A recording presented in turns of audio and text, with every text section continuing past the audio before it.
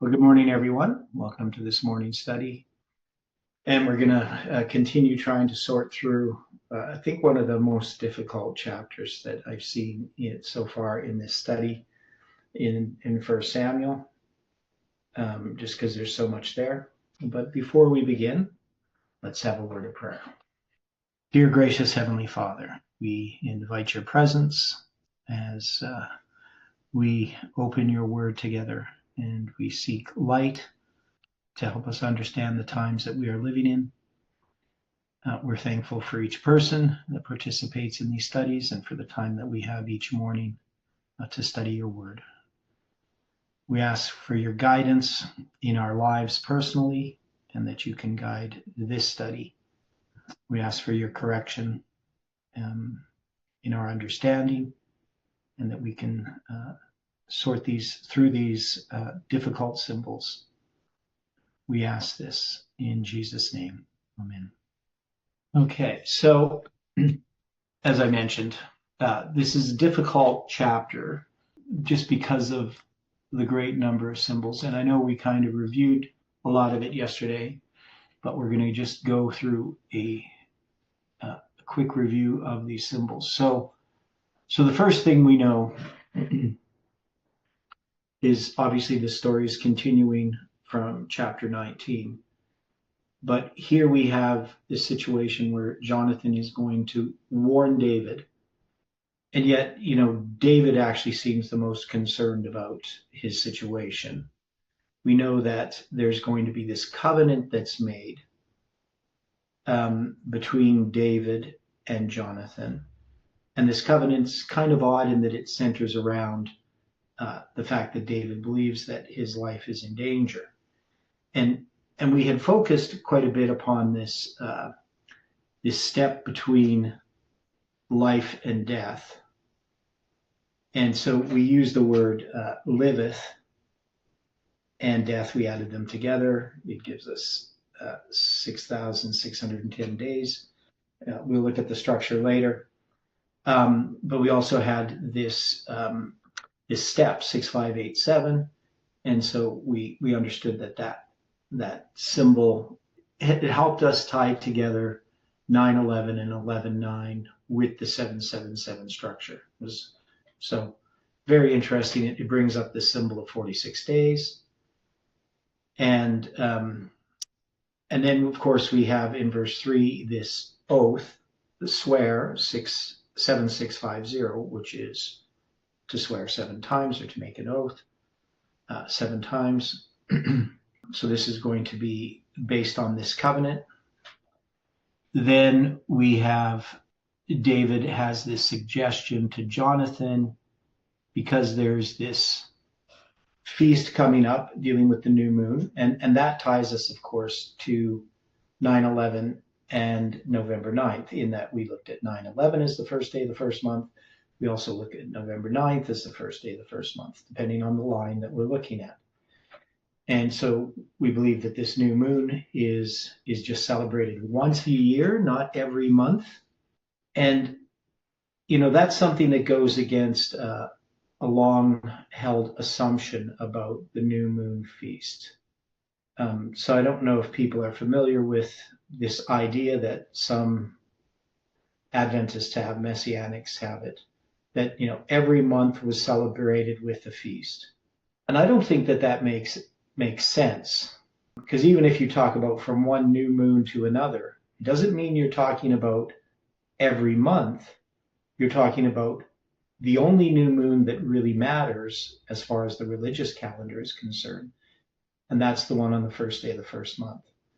So this is kind of an assumption that's been built in when I started dealing with biblical chronology.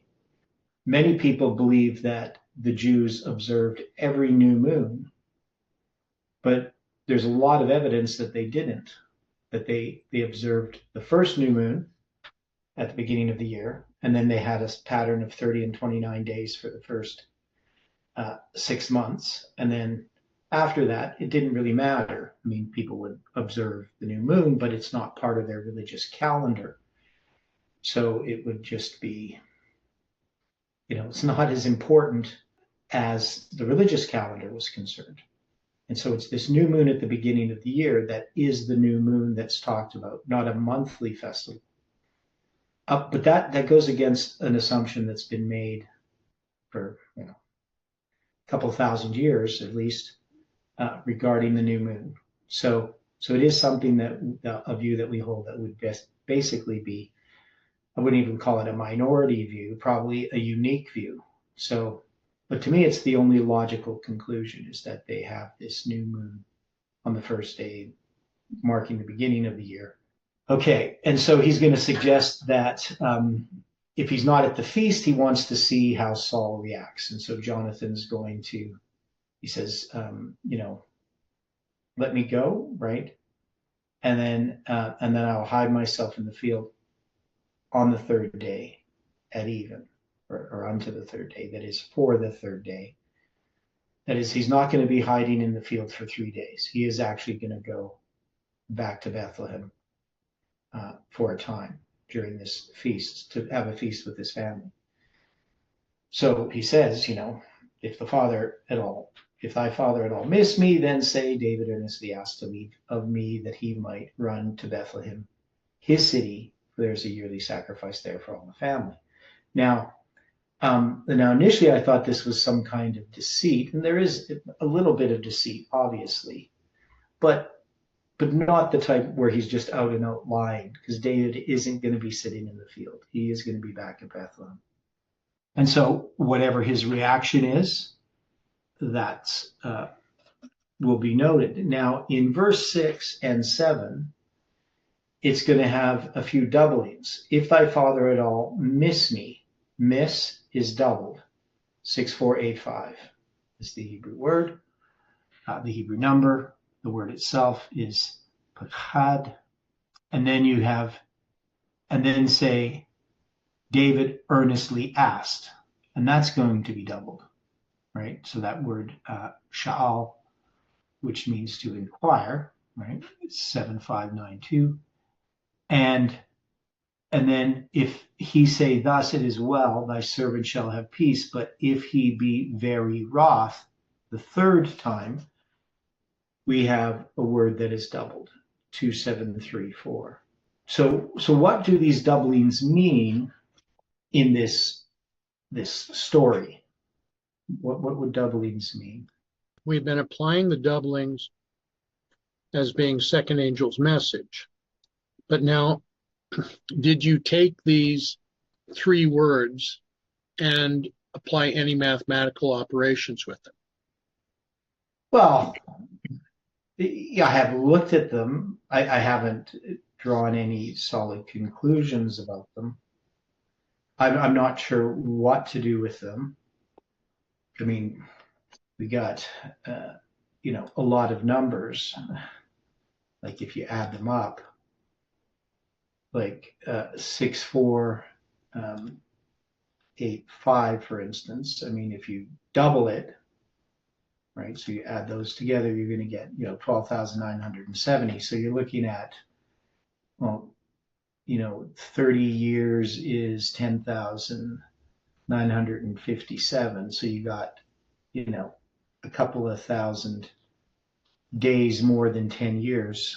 So that's going to be, or 30 years. So 30 years. So that's going to be like 36 years or something like that. So I don't know where you would put that if you took that number. And then you even have a larger one with the word asked, 7592. So that's going to produce, 15,184. That's more than 40 years. So let me see. Yeah, so 12,970. What was that one? That was like 35 and a half years. That one, if we added, it could go into our history. That would be like May 14th of this year, I think is what it is. Now, maybe there's some way in which, these numbers would work, but the main thing here is just that they're doubled. So the doubling refers to the second angel's message. Didn't you say the first of those numbers added up to 1,000? or 12,970. Yeah, so 6485 is 12,970. So in other words, that's 1290 plus 70 in a way of looking at it. Well, yeah, yeah, it is. Um, so yeah, but I don't know, how that would apply if we're going to take 1290 and 70. And then we got the 2734 for he shall be very wroth. Gives us 5468. Yeah, I don't, so I looked at these. I didn't find anything particular about them other than it's a doubling that refers to the second angel's message. There's three doublings in this story, verse 6 and 7. Now we also have this third day as well. Now the interesting thing about the third day, I didn't deal with that number 7992 yet, did I? No, Okay, so if you count from 9/11, 7,992 days, you're going to come to July 30th, 2023. And what's July 30th, 2023? What were you doing on July 30th, 2023, Dwight? honestly, I'm not remembering. Well, I got a photo. Camp meeting. Yeah, it's the camp meeting, right? So it's the end of the camp meeting there. Now, is it the 29th that Jeff starts publishing, or is it the 30th? Yes. It would be the 29th of July. Right. So if you did an inclusive count, it would bring us to Jeff coming back. So would that somehow then connect this third day to that period, to that event? So in other words, it would be connecting Elder Jeff rewriting again with Saul's anger. Yes, but also a covenant being made, that's going to be made on the third day as well. So we have him hid into this field, unto the third day, right? So we address that field as a symbol that ties us 1,117 days. If we add that to the step between him and death. So I think it's pretty significant that the third day brings us to July 30th or July 29th, 2023. I would think that must be important. Okay, makes sense. It works. Yeah. So so it relates to Saul's anger. We could say so he's setting this up that he's going to be in this field on the third day at even. Then we have these three doublings in his ifs, right? So he says, if thy father had all missed me, right? That one's gonna have, if that happens, right? And then the other ones, and if he say thus, it is well with thy servant in peace, but if he be very wroth. So we got three ifs and three doublings. Does that make sense? And the word if is 518. So what's 518? In reverse, it's the midnight cry, right? August 15th. Exactly. And each of those ifs has with it a doubling, which represents midnight and the midnight cry, right? That would be agreed. Okay. So more symbols that we understand. So what I need to do with this diagram, I'm going to go to this diagram, put this in.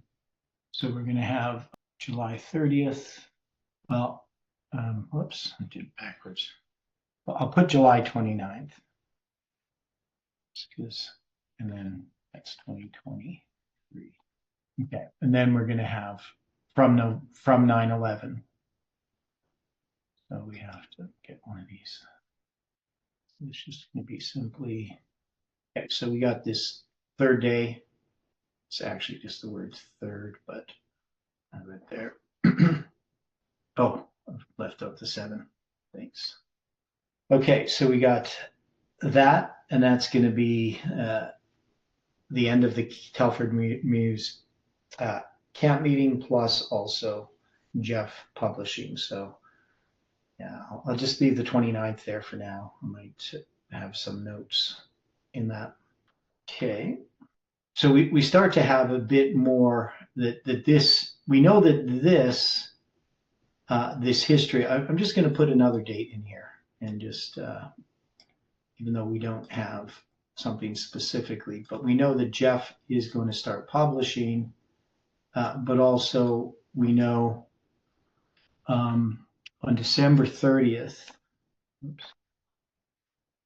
he's going to, in 2023, he's going to speak for the first time. Now that's kind of, 5 months, sort of, so to speak, July, August, September, October. Yeah, 5 months that from when he begins to write to when he speaks. Okay. And then we also know it's 1,260 days from July 18th. So we might do a bit of analysis there, but okay. Any other thoughts about that?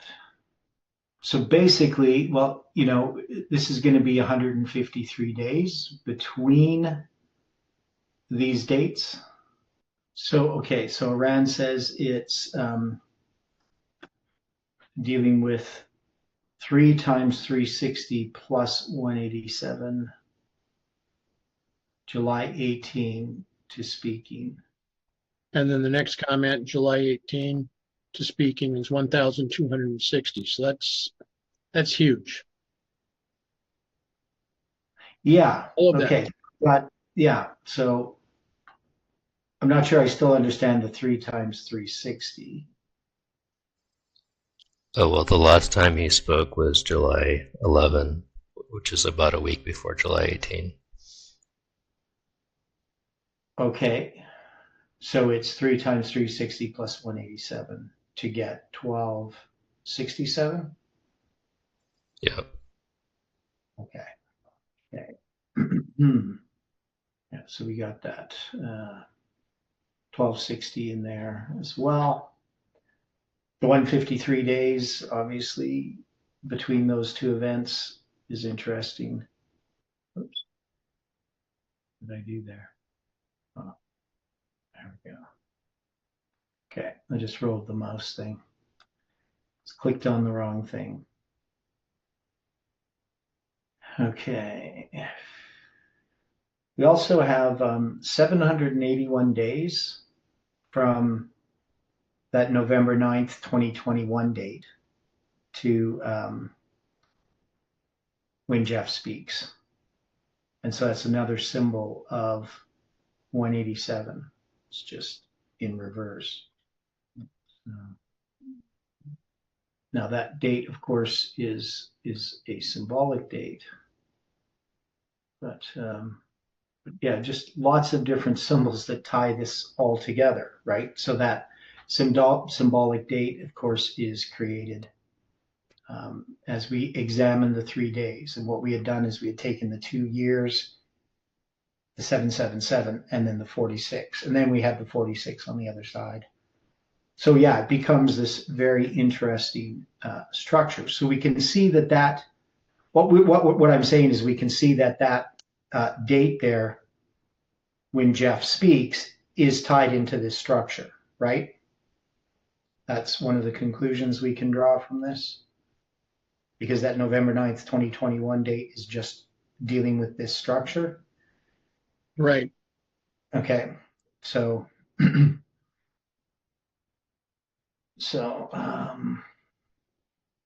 I guess I could do this just a symbol for reversing something. Whoops, that didn't work. There we go. Just, okay. So So we can see clearly here that there is this, this is representing this story numerically and tying it into what happened in our movement as far as how we parallel this with Saul, David, and Jonathan. So David representing Christ's leadership of this movement through the understanding of July 18, Jonathan being the chronology that supports that, and of course the people that are connected with each of these things. And then we have Saul, which represents the leadership of FFA, which is rejected by God and then replaced by David. And so we can understand, what happened in Millerite history with Miller, and we can see the same thing with the leadership of the Millerite movement. It's not going to accept the understanding of their disappointment, right? And the same thing happens with our disappointment, which is disappointing, but it's just what happens. Okay, so you got that information in there. We have these symbols, and the symbols of the midnight cry, of course, are tying us to the fact that we look at our message as the midnight cry message. That is, it's the empowerment of the second angel, or tied to the second angel. Okay, so so we had that third day at even. So that third day brought in July 29th, July 30th of 2023. And then that ties us to 153 days to Jeff writing and then speaking. And that ties us into the structure. So so it's all tied together with powerful symbols.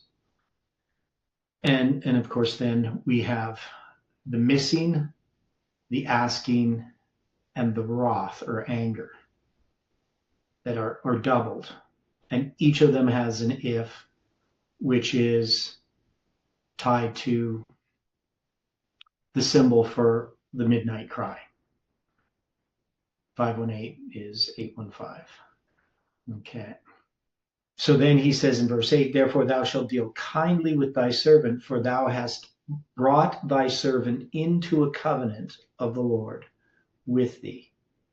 Notwithstanding, if, we got another if here, there be in me iniquity, slay me thyself, for why shouldest thou bring me to thy father?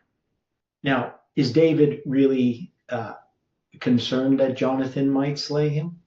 I think he's saying to Jonathan, search me, for if I have sinned, then my life is sacrifice. Yeah. I don't think he really believes that Jonathan would deliver him to his father. I don't think there's like a distrust here between David and Jonathan, but there is this in this type of conversation, it's a way of bringing out reality. I don't. There's probably a word for it, a literary term for it, because I mean he's in a sense speaking ironically. He knows what Jonathan's going to say, but it's a type of exposition, literary exposition, if that makes sense. Does people understand what I'm talking about? Nobody knows what I'm talking about, or do you? Okay, well, I'm going to assume you know what I'm talking about. So Jonathan says, and we have a few ifs in there, but these ifs aren't followed by doublings, right? There's no doublings with these ones. This is more just a conversation between them. And Jonathan said, far be it from thee, for if I knew certainly that evil were determined by my father to come upon thee, then would I not tell thee? Then said David to Jonathan, who shall tell me What if thy father answer thee roughly? Right? And Jonathan said unto David, come and let us go out into the field. And they went out, both of them, into the field. And Jonathan said unto David, O Lord God of Israel, when I have sounded my father. Now, we already dealt with this sounding. So this was in the story of Acts 27. It's going to bring about these two symbols for time, which is based on fathoms. So 15 fathoms and 20 fathoms is going to yield 1,440 inches, and the other one's going to yield 10,080. So, and we already sort of have in that symbol there, 3 times 360 is 1,080. Did I say 10,000? 1,080. So 1,080 plus 1,440 is 2,520. We also know 1,080 plus 187 is 1,267. That's Iran's calculation there, where he talks about from the last time he spoke on July 18th to speaking on December 30th, 2023. So July 18, 20, or July 11, 2020. But anyway, so we have this symbol addressing the sounding, right? So the sounding brings us to Acts 27. So to some of these symbols we have here. So we can see that in this structure is sounding Saul, right? That's what's been happening. In our examination of our history, this is sounding, right? That's what we're doing. We're doing an analytical analysis. Does that seem fair? It could work. Okay, and then we have, so when he is sounded, okay, when I have sounded my father about tomorrow, anytime, or the third day, which just seems like an odd way of saying it, right? So when we've looked at this about tomorrow, anytime, it just doesn't really make sense to me in English. About tomorrow, anytime, or the third day. And we know that word is time, now, when, after. It could be like probably better about after tomorrow or the third day is what I think it should be translated as in verse 12. Now he says about this time tomorrow or the third day. But I don't know if about it would be, I just think after this time tomorrow would make more sense. So they're trying to still, even in a literal translation, you have to decide which word you're going to use that word means in English, right? Because some things it's not just that you can just take a word and directly translate it and always makes sense. And especially if words have several different meanings, you need to understand the context and what's being said. But I think, about or after tomorrow or the third day makes sense. When I have searched my father, and then notice he says, Jehovah God of Israel. So he's actually making an oath, right? In referring to God. So in Jonathan saith unto David, Jehovah God of Israel, right? When I search my father about after tomorrow or the third day, and lo, good is towards David, and I do not then send unto thee and have uncovered thine ear, thus Jehovah do to Jonathan, and thus doth he add, when the evil concerning thee is good to my father, then I have uncovered thine ear and sent thee away, and thou hast gone in peace, and Jehovah's with thee as he was with my father. So what is this oath that Jonathan's making? So if my father shows thee favor and I don't show it to thee, right? So there's the question, if the father is rough, Jonathan says, I'm going to tell you. But if he's showing good towards you, I also need to tell you.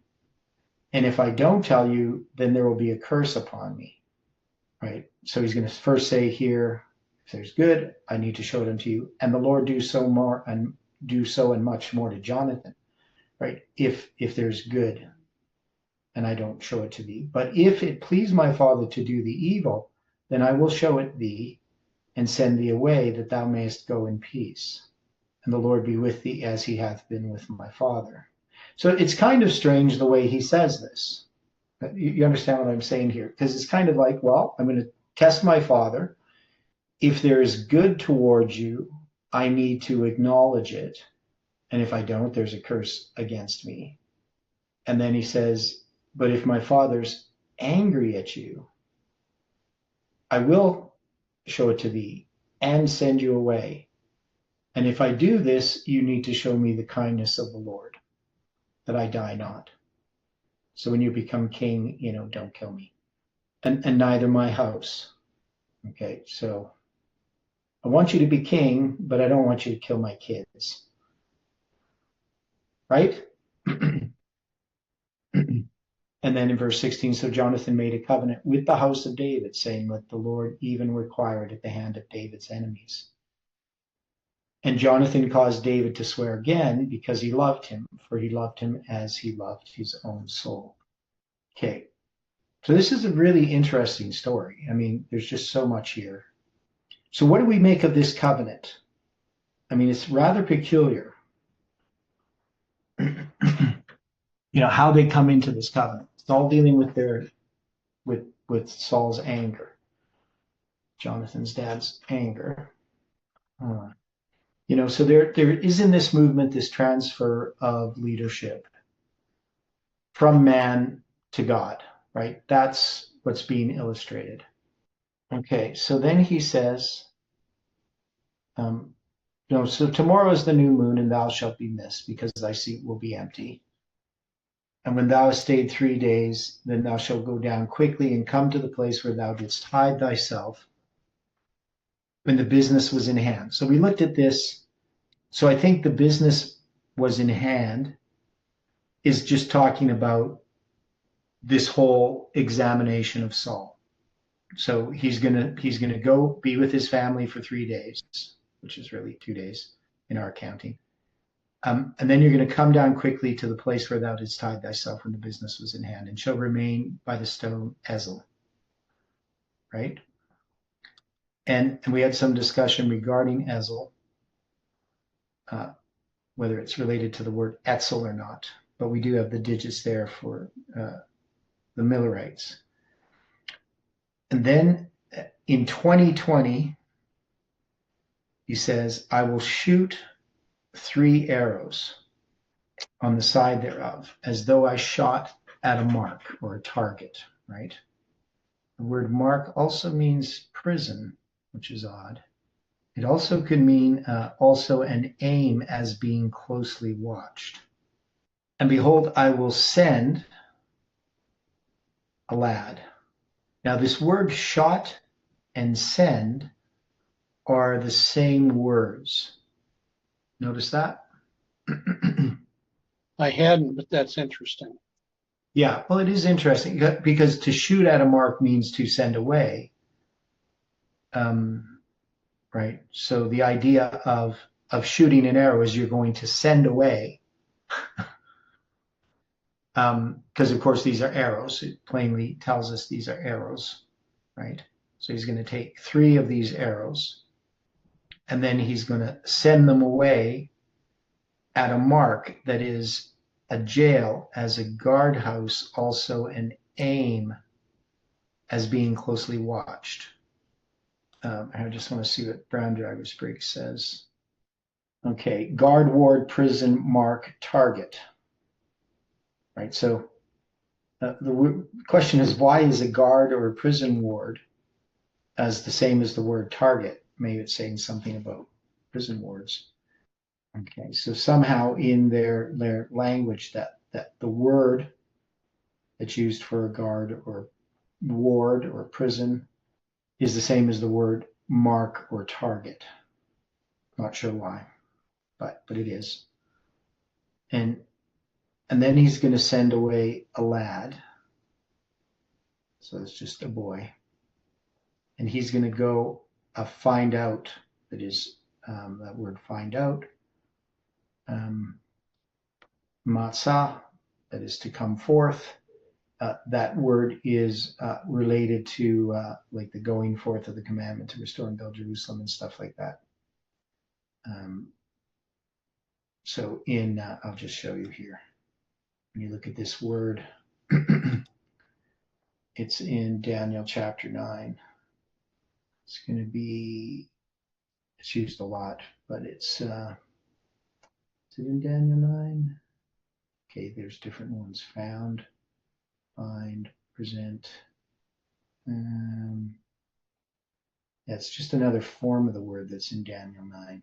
I'd have to look it up. But anyway, these words come or to go forth or to come forth or to go out or whatever. Anyway, that's what that word is. So he's going to find out the arrows. And then we have another if. If I expressly say unto the lad, behold, the arrows are on this side of thee, take them. Then come thou, for there is peace to thee, and no hurt, as the Lord liveth. But if I say thus unto the young man, behold, the arrows are beyond thee, go thy way, for the Lord hath sent thee away. And again, we have that word send, 7971, same as send, same as shot. And then he says, as touching the matter which thou and I have spoken of, behold, the Lord be between me and thee forever. So the idea here is this is part of this covenant, right? Now, forever is ad and olam, until forever, until the age. Olam means concealed. That's generally the vanishing point or time out of mind, eternity. Right? There's lots of different ways in which it's understood of where it comes from. Okay, so David hid himself in the field, and when the new moon was come, the king sat him down to eat meat. So when you read the story, sometimes it sounds like he's going to hide for 3 days, but when we read it carefully, we see that that's not the case. He's not going to hide in the field for 3 days. Okay, so when the new moon was come, the king sat him down to eat meat. So what would this, if the new moon represents the first day of the first month, and Saul comes and eats on the first day of the first month, would we put that as November 9th, 2019? Is that what we're doing? Hadn't we looked at this? A little bit. Why? Just asking. Yeah, so we say that it's November 9th, 2019, the first day of the first month. That's the new moon. So now we have, then we know on November 9th, 2019, I'm going to do 2 presentations on the symbol of the 273, right? At the School of the Prophets. Originally, they slotted me for 1 presentation, but the presentation is going to be doubled, right? So I'm going to end up with 2. And then it says, the king sat upon his seat as at other times. Now, we noted that this was doubled, the 6471, and 6471 is all the digits of Capricar's constant. Okay, so what do we do with this? Now, if we double that number, 6471, and we count it from November 9th to 1989, it comes to April 16th, 2025. So that was, I think I noted that before. I'm not sure. But that was just a couple of weeks ago. Basically 12 days ago. I can't remember because that's the 17th day of the first month. So if we did it as an inclusive count, it would be the 16th day, I think is what we had figured out, if I remember correctly. So we were looking at it at that time. This was a little while ago. So it brings us to the wave offering. Now, and so we have this doubling, of course, and he sits upon his seat at other times. So it's going to bring us to that date, whatever that means, just as a symbol. I'm not certain. So even upon the seat by the wall, upon a seat by the wall, and Jonathan arose and Abner sat by Saul's side, and David's place was empty. So we had discussion about where would David's place be, and where was Jonathan sitting. Now, this is the verse is 2025. So is there something that brings us to the present time, to the year 2025? I mean, if we take this other times as at other times, right, you double it, it'll bring us to April 15th, which is the 16th day of the first month in 2025. And this word itself, pa'am, it just means time. So, but it's a doubling of time. And it was a stroke, a beat, a foot, a step, an amble, an occurrence of time, once, twice, thrice, as time on time. It's a repetition. And it comes from the number 6470. But we noted that it has the digits of Capricorn's constant, and that it brings us to April 15th, 2025. But we don't have any event for that date particularly. I don't know if I would put it in as a date. Nevertheless, Saul spake not anything that day, for he thought, something hath befallen him, he is not clean, surely he is not clean. Yeah, so we also noted that if we took Capricorn's constant and we counted it from 9/11, we would come to August 6, 2018. And we know August 6, 2018 is that camp meeting in Alberta where Jeff is going to introduce time setting to us Canadians. So that's taking a 6174, just putting in the order of Capricorn's constant. And then if we take 6714, 6741, 6471. That number just brings us to May 31st, 2019, which I don't have any particular event for. Okay. Any other thoughts about what this might all mean? Okay. I'll just put some of these dates here in this program. Okay, so we dealt with other times, even upon the seat by the wall, and Jonathan arose and Abner sat by Saul's side. David's place was empty. Nevertheless, Saul spake not anything that day, for he thought something hath befallen him, right? Now there's a doubling here in the sense he is not clean, surely he is not clean, right? So he's going to repeat that twice. So another symbol for the second angel's message. Came to pass on the morrow, which was the second day of the month, that David's place was empty. And Saul said unto Jonathan his son, wherefore cometh not the son of Jesse to meet, neither yesterday nor today? So here Jonathan is then going to give his answer, right? That he went with his family. Now again, we're going to have a doubling, and this is another asking. Then Jonathan answered Saul, David asked leave of me to go to Bethlehem, right? Earnestly asked, right? So this was the doubling that was earlier on in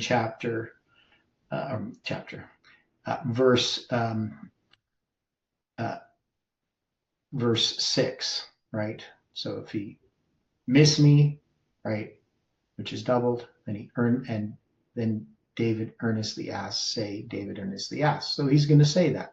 He's going to repeat what David told him to say. Okay, so he's going to in verse 28, he earnestly asked, leave of me to go to Bethlehem. And he said, let me go. I pray thee, for our family hath a sacrifice in the city, and my brother, if he have commanded me to be there. Now if I have found favor in thine eyes, let me get away, I pray thee, and see my brethren. Therefore he cometh not unto the king's table. So this is the explanation that Jonathan gives. Okay, so anything we can do with this? Okay, so Saul's anger is kindled against Jonathan, and he said unto him, thou son of a perverse and rebellious woman, do not I know that thou hast chosen the son of Jesse to thine own confusion and unto the confusion of thy mother's nakedness? Now, this word confusion, boshet, that's the word shame, right?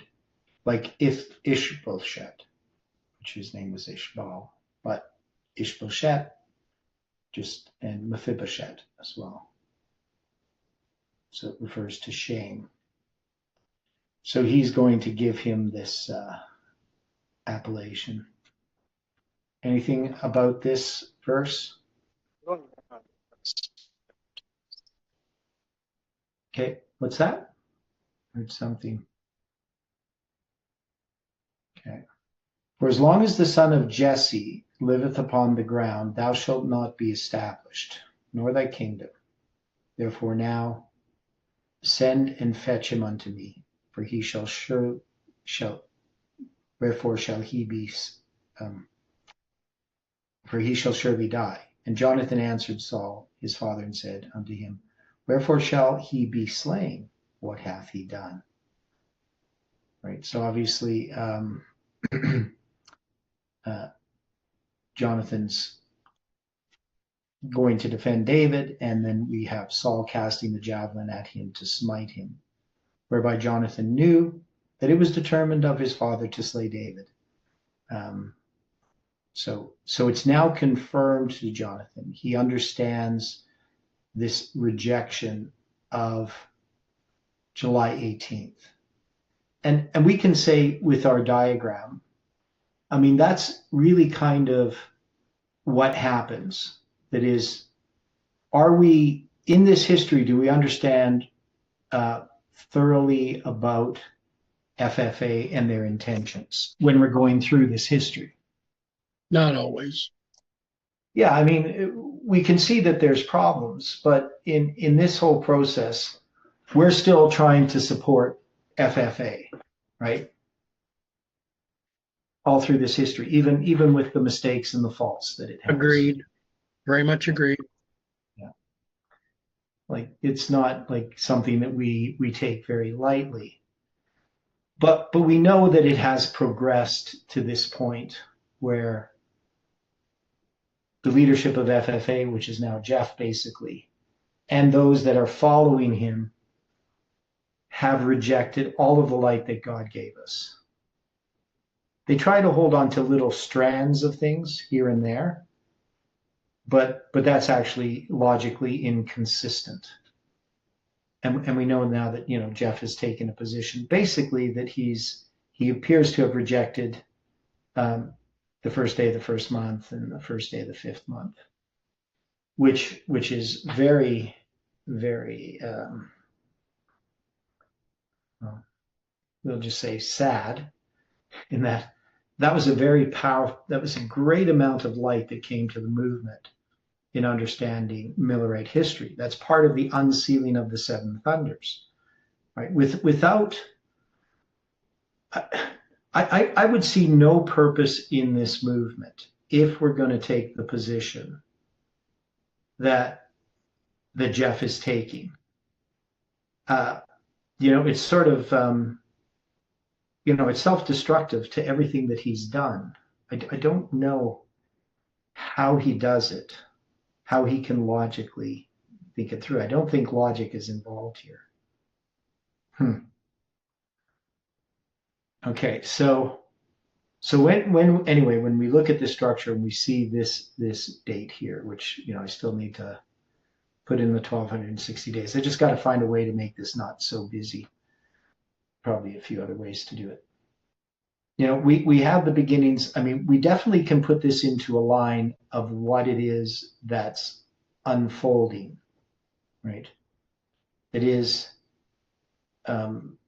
we should be able to, say what the darkness is and what the messages are and what these dates symbolically represent as an unfolding of that message. So, so the question about the covenant that's being made, I think is the main thing that we are to try to understand what our covenant is, what this covenant between Jonathan and David represents. Now, with the covenant, like we have entered into some kind of covenant with God, right? We've talked about it before. And we know, of course, as Christians, we enter into covenant through baptism and so forth. But there is some particular covenant that God is wanting us to make in regards to the work that we are to do. Would we agree that that's sort of what we're kind of coming to understand? How we allow Christ to take over and lead the movement. Right, that we're not going to take the movement into our hands, as men always do. But I guess the question is, what does that practically look like? What does it look like with Christ as our leader of the movement? Because it's not going to be just confusion and disorder. People understand what I'm talking about? I'm a bit slow today, only because I haven't really slept. So, Oh, well, that's no good. yeah. Okay. I guess the question, that I've been asking for a long time is, what is it we are supposed to do? Like, what is God asking of us? What is he asking of us as individuals? But also, we have some kind of responsibility. Every time you have light given to you, there is a responsibility to that light, to share it and to obviously walk in it. And the movement had made a mistake regarding organization, because I believe Jeff was doing things the correct way at first. He was propagating the light that was coming to him. But then at some point they felt that they needed to control that light. And that counsel came in from other places. Now, I'm not really sure why people think that, why they somehow think just because light's been given to you, that means you now are the one who has to control it, manage it. You have to be somehow the gatekeeper. You have to decide, which people are going to present things and which people aren't, based upon, sort of just human authority. But that's what happened, what happens all the time. It's an easy thing to have happen. And, just because you share your opinion doesn't mean you're trying to control the situation. But if you have any sort of authority or any sort of power over people and you exercise that, that's when there's a problem. Like, I know I got accused of, wanting to control the work by people when I just disagreed with them, which is ridiculous. Just because you have a disagreement doesn't mean that you're controlling them, because you have no power over them. You have to have some sort of civil power exercised, right? Now, that there's different types of power, but different ways in which that's manifested. But we don't believe in controlling people. Like, even the YouTube videos or the Facebook pages, I mean, unless something's very, very offensive, we're not going to be censoring people. And people post stuff that, we don't particularly agree with, but we still let them post it. Like, people can decide for themselves whether something's true or not. but still, we have some kind of responsibility. I just don't know exactly how. I understand we let Christ be in control of the movement, that we're not going to control it, but we still must do something. And that's sometimes the difficult thing to decide. What is it that we are to do? Okay, so let me see here. Now we got Jonathan arose from the table. Now we got this number 7979. So I notice this table.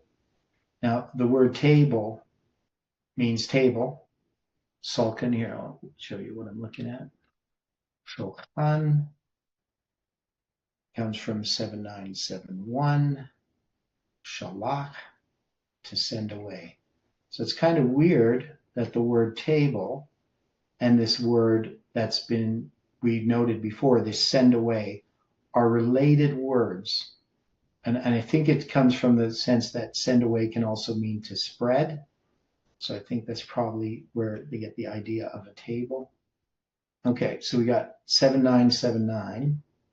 Now we know 7992 brought us to July 29th. No, that was, 7992. That was third day. Now we got 7979. Now that's going to bring us to July 17th, 2023. If we did an exclusive count, it'd bring us to July 18th, 2023, but it brings us to July 17th, 2023. Now that's going to be a little bit before our camp meeting. So that's going to be a week before our camp meeting in 2023. So maybe that has some significance. I don't know. But the word table there is just kind of interesting. Seeing where this word table is shows up. Isaiah 28. It's also with the table of showbread. Same word. Okay. But it's showing up quite a bit in the last vision there of Ezekiel too. Yeah. Well, it's because he's going to be dealing with the table of showbread in Ezekiel 41 and 44. What about Ezekiel 40? Yeah, well, that's again, that's going to be the table of tables in the sanctuary. Okay. Right. So it has to do with the sanctuary. Yeah. So there's still a bunch of other things we have to look at. It's going to take a little while to get through all of these symbols. That's interesting. I've been reading 38, 39. Oh yeah, dealing with Gog and Magog and all that stuff or whatever. Yes, that's right. Rosh, the king of Tubal, all that. Okay. So we're going to have to come back to this tomorrow. But yeah, I think we pulled together a few more things. There's just a lot of detail here. Okay. So any final thoughts before we close with prayer? Dear Father in heaven, we are thankful for the study today. I pray for Dwight that you can help him get rest and help him have a clear mind. Help each of us, Lord, as we seek your presence, and be with us throughout this day and bring us together again to study your word is our prayer. And bless each person. May your angels watch over them. In Jesus' name we pray. Amen.